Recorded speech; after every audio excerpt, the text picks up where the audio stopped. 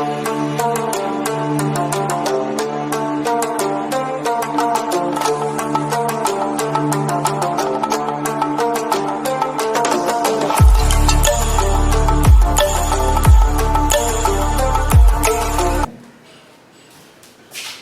Hello साथियों, सभी को नमस्कार और फिर से आप सभी का स्वागत है टीपीएल स्टडी चैनल पर।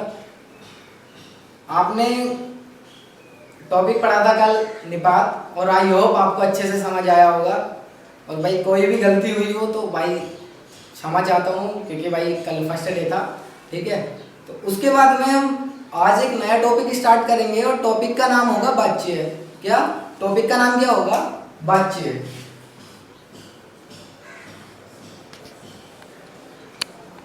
टॉपिक का नाम है वाच्य और एग्जाम में बहुत पूछा जाता है। यहाँ से वाच्य से बहुत एग्जाम्पल्स आते हैं जो एग्जाम में डायरेक्टली पूछे जाते हैं।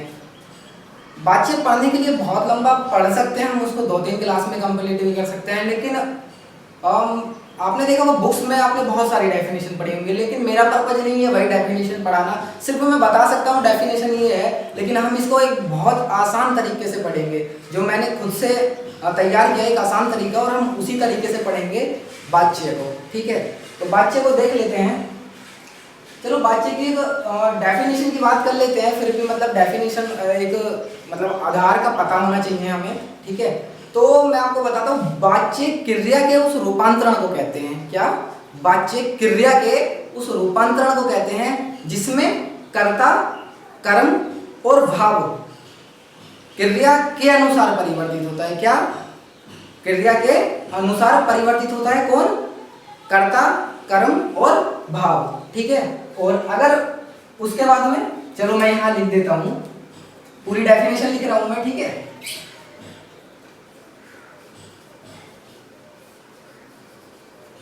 वाच्य क्रिया के उस रूपांतरण को कहते हैं जिसमें कर्ता, कर्म, भाव के अनुसार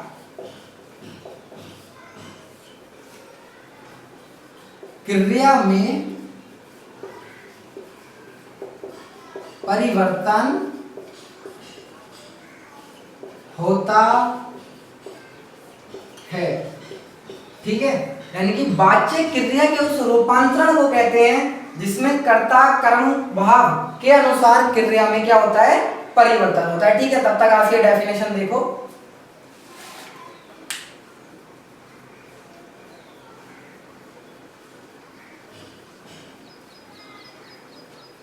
चलो ठीक है, आई होप आपने देखा होगा इसको। मैं इसे अभी फिलहाल के लिए रफ कर दे रहा हूं।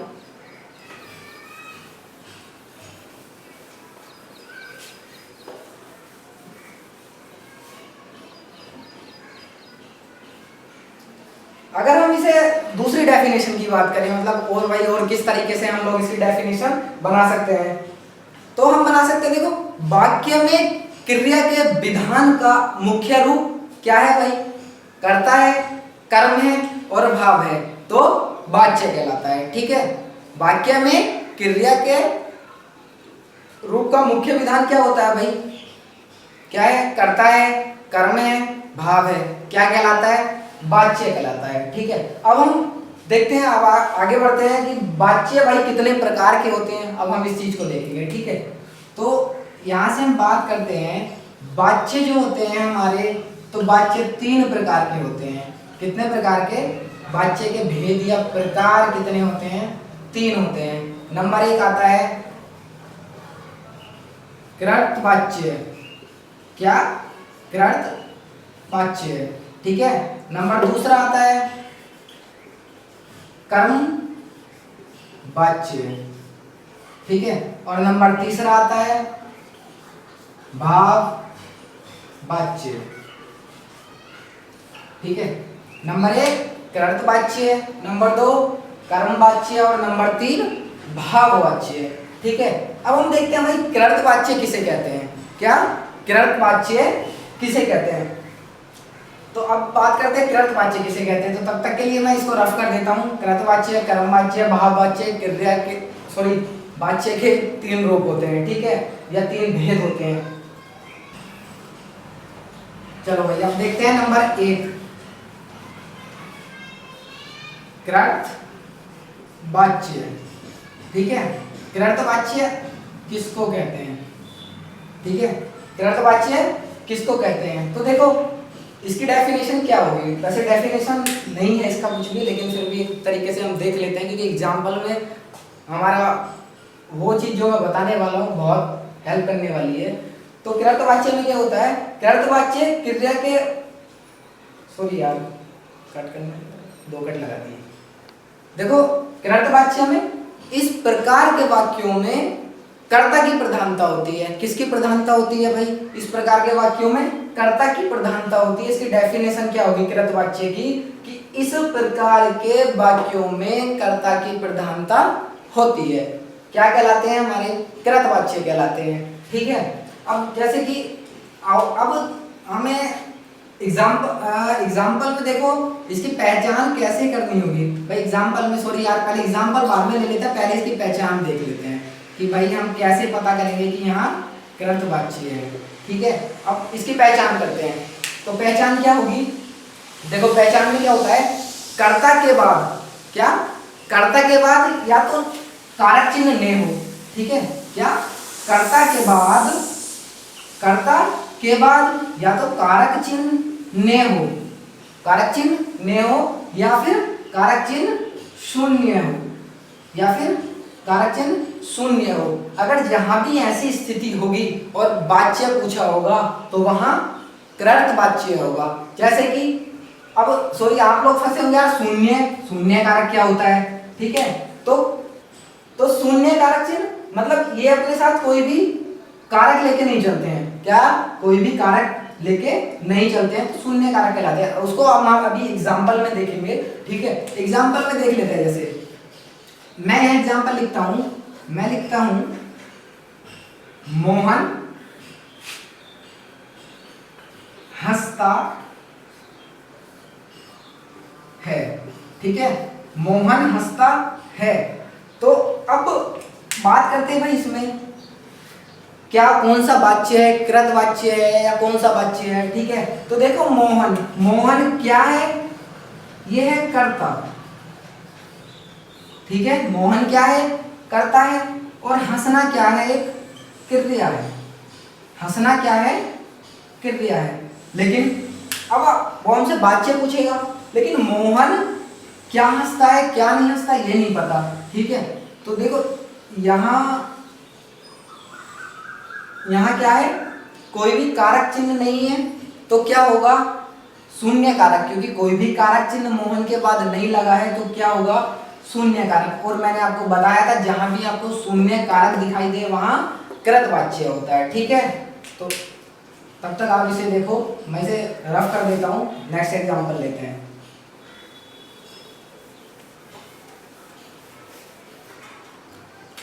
देखो नेक्स्ट एग्जांपल, बच्चे ने रोटी खाई, ठीक है। तो इसमें देखो डायरेक्ट ही आपको कारक चिन्ह दे रखा है, कर्ता बच्चा है भाई, रोटी खाने का काम कर रहा है। लेकिन इसके बाद में क्या दे रखा है? डायरेक्ट ही हमको कारक चिन्ह दे रखा है, कौन सा? ने।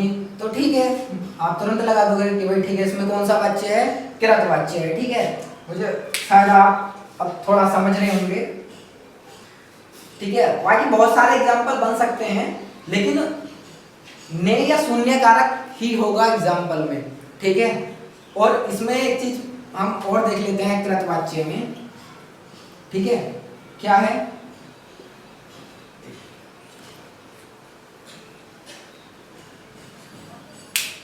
ठीक है, तो देखते हैं। देखो कृतवाच्य में क्या होता है? कृतवाच्य में सकर्मक और अकर्मक, सकर्मक एवं अकर्मक दोनों क्रियाएं आती हैं, ठीक है, दोनों क्रियाएं आती हैं, ठीक है। तो कृतवाच्य में क्या है, सकर्मक एवं अकर्मक दोनों ही क्रियाएं आती हैं। क्वेश्चन पूछा गया था कि निम्नलिखित वाक्य में कौन सी क्रिया है, यानी कि इस तरह से भी पूछा जा सकता है, लेकिन जो क्वेश्चन पूछा गया था वो मैं आपको बता देता हूं। वहां दे रखा था कि सकर्मक एवं अकर्मक क्रिया किस वाच्य के अंतर्गत आती है, ठीक है। वहां हमें ऑप्शन दिए हुए थे कृतवाच्य, कर्मवाच्य, भाववाच्य या इनमें से कोई नहीं। तो अगर हमने पढ़ा है भाई सकर्मक और अकर्मक क्रिया किसके अंतर्गत आती है, कृतवाच्य के अंतर्गत, तो हम कृतवाच्य लगाएंगे। या आपसे वो पूछ सकता है निम्नलिखित में कृतवाच्य के अंतर्गत कौन सी क्रिया आती है, ठीक है। वहां आपको दे देगा, पहला ऑप्शन दे देगा सकर्मक, दूसरा दे देगा अकर्मक, तीसरा ऑप्शन दे देगा ए एवं बी दोनों, चौथा दे देगा इनमें से कोई नहीं। अगर आपने पढ़ा होगा तो भाई ठीक है लगा दोगे, क्योंकि कृतवाच्य के अंतर्गत सकर्मक एवं अकर्मक दोनों ही क्रियाएं आती हैं, ठीक है। तो आप वहां क्या लगा दोगे, ठीक है भाई ये कृतवाच्य है, ठीक है। अच्छे से आपको कृतवाच्य समझ आया होगा, ठीक है। देखो आप इसे नेक्स्ट एग्जांपल बहुत सारे हो सकते हैं। देखो जैसे लड़का खेलता है, ठीक है, लड़का खेलता है। अब लड़का क्या है, लड़का क्या है, करता है, अब खेल रहा है लड़का, यानी कि क्रिया कर रहा है खेलने की। लेकिन लड़का खेलने की क्रिया कर रहा है, उसके बाद में कोई भी कर्ता का निशान नहीं है, यानी कि कोई भी कर्ता शब्द नहीं है। जब कोई भी कर्ता शब्द नहीं है तो ठीक है, वहां क्या होगा, फिर शून्य कारक होगा। मैंने आपको बताया है कोई भी कारक निशान नहीं है तो वहां शून्य कारक होगा, ठीक है। चलो इसे मैं रफ कर देता हूं।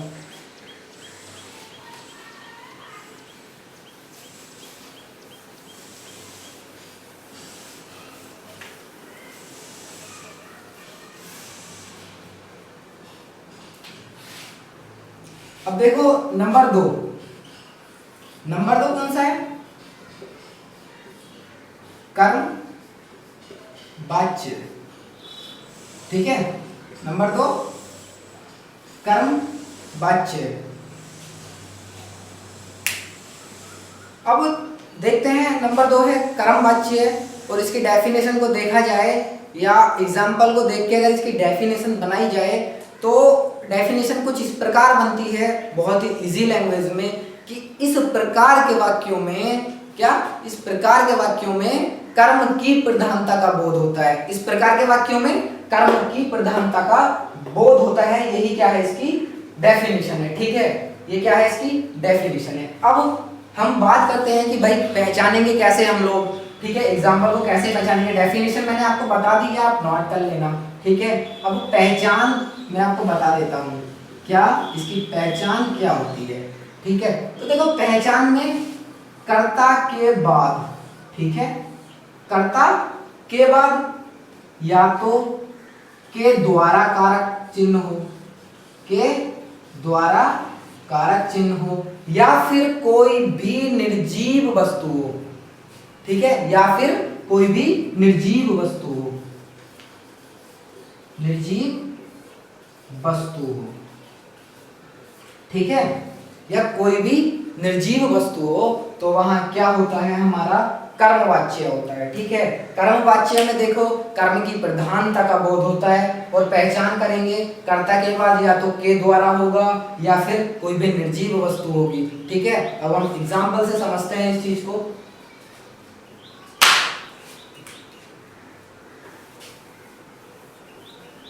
ठीक है, तो अब चलो एग्जाम्पल देखते हैं इसका कर्मवाच्य का, ठीक है।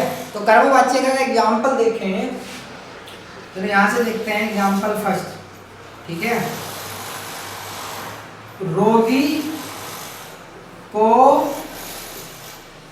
दवाई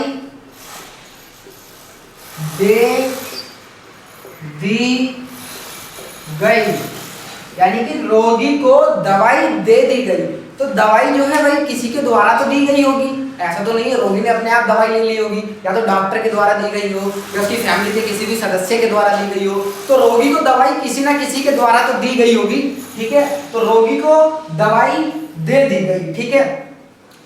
एग्जाम्पल ये हो गया। अब देखो नंबर दूसरा एग्जाम्पल, विद्यार्थी द्वारा पुस्तक पढ़ी गई। ठीक है, तो देखो विद्यार्थी द्वारा पुस्तक पढ़ी गई, तो भाई पुस्तक किसके द्वारा पढ़ी गई है? विद्यार्थी के। ठीक है, तो देखो आ गया नहीं द्वारा, मैंने आपको बताया था या तो द्वारा आएगा या फिर क्या आएगा, कोई भी कर्ता निर्जीव होगा। ठीक है, तो अब इसमें देखो द्वारा, इसमें भी द्वारा आया। अब नेक्स्ट देखते हैं भाई कर्ता निर्जीव का मतलब क्या है। ठीक है, वो एग्जाम्पल देखते हैं।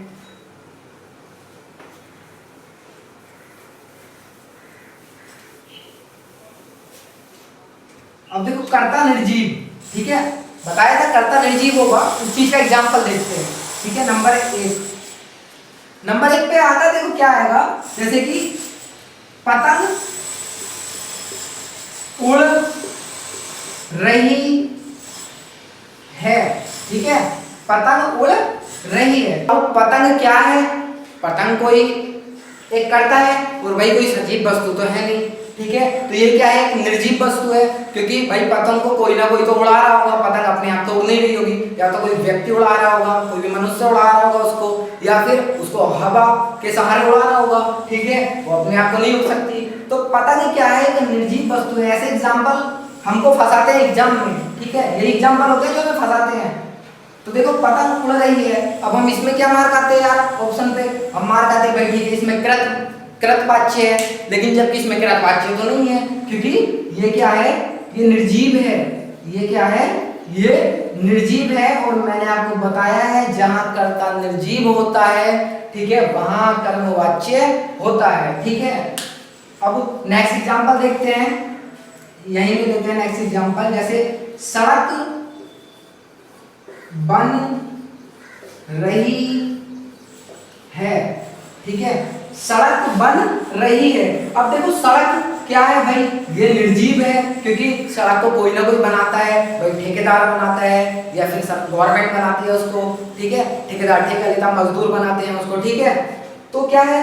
उसको कोई ना कोई तो करता है। ये सजीव वस्तु है, वो सॉरी ये निर्जीव वस्तु है। ठीक है, जबकि और सभी जैसे ठेकेदार वगैरह सभी क्या सजीव हैं। ठीक है, ये निर्जीव है। और जब ये चीज निर्जीव है यानी कि कर्ता निर्जीव है, जहां कर्ता निर्जीव होता है वहां कर्मवाच्य होता है। ठीक है, आपको अच्छे से ये चीज समझ आई होगी कर्मवाच्य क्या होता है। ठीक है, आप इसे देखो तब तक के लिए। अब देखो कर्मवाच्य एक यहाँ एक महत्वपूर्ण बिंदु बन जाता है। महत्वपूर्ण बिंदु क्या बनता है? ठीक है, महत्वपूर्ण बिंदु बनता है कि इसमें यानी कि इस प्रकार के वाक्यों में क्या होता है? हमेशा सकर्मक क्रिया होती है। हमेशा ही कर्मवाच्य में सकर्मक क्रिया होती है। ये चीज आपको ध्यान रखनी है, ये चीज आपको नोट कर लेनी है कि भाई इस प्रकार के वाक्यों में हमेशा ही सकर्मक क्रिया होती है। ठीक है, इस प्रकार के वाक्यों में हमेशा सकर्मक क्रिया होती है। आपसे एग्जाम में पूछ लेगा, कैसे पूछेगा कि मतलब आपको चार ऑप्शन दे देगा, जैसे सकर्मक क्रिया, अकर्मक क्रिया, सकर्मक एवं अकर्मक, या इनमें से कोई नहीं। आपसे पूछेगा वो कि बताओ यह किस वाच्य के साथ आती है। ठीक है, वो दे देगा आपको कृतवाच्य, कर्मवाच्य, भाववाच्य, इनमें से कोई नहीं। तो आपको क्या लगाना है भाई? सकर्मक क्रिया। ठीक है, यानी कि सकर्मक क्रिया कृतवाच्य के अंतर्गत आती है, और सकर्मक एवं अकर्मक क्रिया किसके अंतर्गत आती है? ये आती है हमारे कृतवाच्य के अंतर्गत, और सकर्मक क्रिया आती है हमारे कर्मवाच्य के अंतर्गत। ठीक है,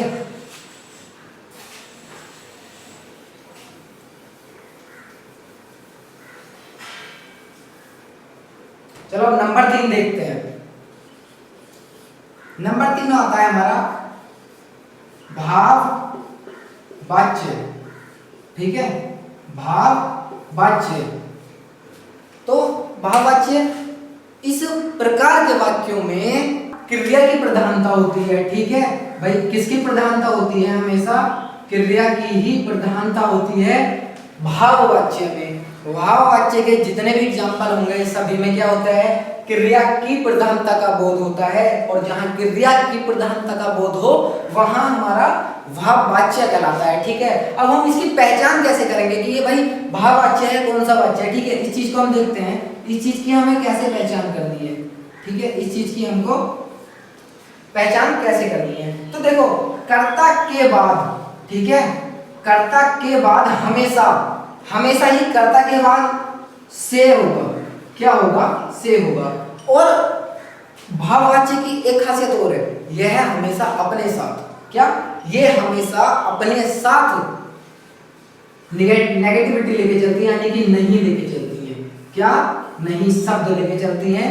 ठीक है, भाववाच्य के अंतर्गत, भाववाच्य के अंतर्गत किसी भी सेंटेंस में से के बाद नहीं होगा, वहां भाववाच्य होगा, या से होगा, से नहीं होगा तो नहीं होगा। और जहां से होगा वहां, क्योंकि इसमें बताया मैंने आपको भाई ये नेगेटिविटी लेके चलती है अपने साथ। ठीक है, तो वहां क्या होगा? भाववाच्य होगा। अब इसे एग्जांपल से समझते हैं, ठीक है, तब से अच्छा समझ आएगा। देखो एग्जांपल देखते हैं, जैसे पहला एग्जांपल है। ठीक है, पहला एग्जांपल है, मुझसे दौड़ा नहीं जाता। देखो, मुझसे दौड़ा नहीं जाता। ठीक है, अब चाहे तो आप इसको पूरा शब्द मान लो, पूरा शब्द मान लिया भाई मुझसे। ठीक है, इसमें हम नहीं मान रहे हैं कि से आ रहा है। ठीक है, लेकिन क्या है, नेगेटिविटी लेके तो चल रहा है वाक्य अपने साथ में, भाई मुझसे जो दौड़ा नहीं जाता है, और जहां भी नहीं आया है तो वहां क्या होगा? हमारा भाववाच्य होगा। ठीक है, आओ दूसरा एग्जांपल देखते हैं, बच्चों से खेला नहीं जाता। यानी कि हर वाक्य में नेगेटिविटी लेके चलता है से के साथ। ठीक है, कौन? भाववाच्य का कोई भी एग्जांपल। ठीक है, बच्चों से खेला नहीं जाता, तो तुरंत ही आपके दिमाग में आएगा कि हाँ यार ये से, कर्ता के बाद से है और से के साथ नेगेटिविटी भी है। ठीक है, वहां क्या होगा? हमारा वहां होगा हमारा भाववाच्य। ठीक है, आओ फिर नेक्स्ट एग्जांपल देखते हैं, नंबर 3, अत्याचार होते देखा नहीं जाता। ठीक है, अत्याचार होते देखा नहीं जाता, तो देखो इस वाक्य में से का प्रयोग तो नहीं हुआ, लेकिन क्या हुआ है? नेगेटिविटी आई है, नहीं का निशान आया है। ठीक है, तो मुझसे वो सॉरी यार, अत्याचार होते हुए देखा नहीं जाता। ठीक है, अत्याचार होते हुए देखा नहीं जाता। चलो ठीक है, नेक्स्ट एग्जांपल देखते हैं। जैसे कहने लगो भाई, जो लोग होंगे थोड़ा मतलब किसी का कोई नाराज चल रहा होगा। ठीक है, तो क्या? मुझसे तुम्हारी नाराजगी देखी नहीं जाती। ठीक है, मुझसे तुम्हारी नाराजगी देखी नहीं जाती। ठीक है, तो नेगेटिविटी लेके चल रहा है, भाववाच्य कहलाता है। ठीक, चलो ये वाच्य है। ठीक है, हो गया। ये हमेशा अपने साथ कौन सी क्रिया लेके चलते हैं? अकर्मक क्रिया लेके चलते हैं। भाववाच्य हमेशा अपने साथ अकर्मक क्रिया लेके चलते हैं। तो फिर से एक बार ये क्या क्या क्रिया लेके चलते हैं वो रिपीट करते हैं। देखो, कृतवाच्य में सकर्मक अकर्मक दोनों क्रिया पाई जाती है। ठीक है, कर्मवाच्य में सिर्फ सकर्मक क्रिया पाई जाती है। ठीक है, और भाववाच्य में अकर्मक क्रिया पाई जाती है। ठीक है, ये चीज आपको अच्छे से समझ आएगी। ठीक है, देखो यहां हमारा ये वाच्य कंप्लीट हो गया है। इससे ज्यादा वाच्य में और कुछ भी नहीं है। आप इसी टॉपिक को मैं चाहता तो 2 से 3 लेक्चर में समाप्त करता, लेकिन ये मैंने खुद से एक शॉर्ट बना के, ठीक है, एक टेक्निक तो नहीं कह सकते, लेकिन फिर भी एक शॉर्ट तरीका बना के मैंने इसको समझाया। और ठीक है, मतलब अधिकांशतः इससे ज्यादा किसी भी वनडे एग्जाम में नहीं पूछा जाएगा। ठीक है, आप इस चीज को अच्छे से पढ़ना। ठीक है, 1-2 बार क्लास देख लोगे, छोटी छोटी क्लास है, 1-2 बार देख लोगे तो कोई दिक्कत नहीं आएगी। ठीक है, तो यहाँ से आज हम अपने इस टॉपिक को, वाच्य को समाप्त करते हैं। और भाई अधिक से अधिक वीडियो को लाइक शेयर कमेंट, और भाई ज़्यादा से ज़्यादा चैनल को सब्सक्राइब करो यार। ठीक है, और शेयर तो दबा के करो भाई, कोई सभी को। तो भाई ठीक है, देखो ये वाच्य टॉपिक हुआ हमारा कंप्लीट। और भाई सभी लोग अधिक से अधिक भाई शेयर करें, कमेंट करें, और भैया चैनल को सब्सक्राइब करें यार, लाइक तो करें कम से कम भाई। आप लोग के एक सब्सक्राइबर से, एक लाइक से, एक कमेंट से मुझे बहुत मोटिवेशन मिलेगा, ठीक है। तो भाई सभी लोगों से यार विनम्र निवेदन है भाई कि अधिक से अधिक शेयर, लाइक, कमेंट, भाई सब्सक्राइब चैनल को जरूर करें, और जहाँ तक हो सके भाई वीडियो को शेयर करें, ठीक है। तो भाई चलो ठीक है, फिर मिलते हैं नेक्स्ट वीडियो के साथ। तब तक के लिए good bye, all the best, take care, love you all. Forget what they doing, keep on.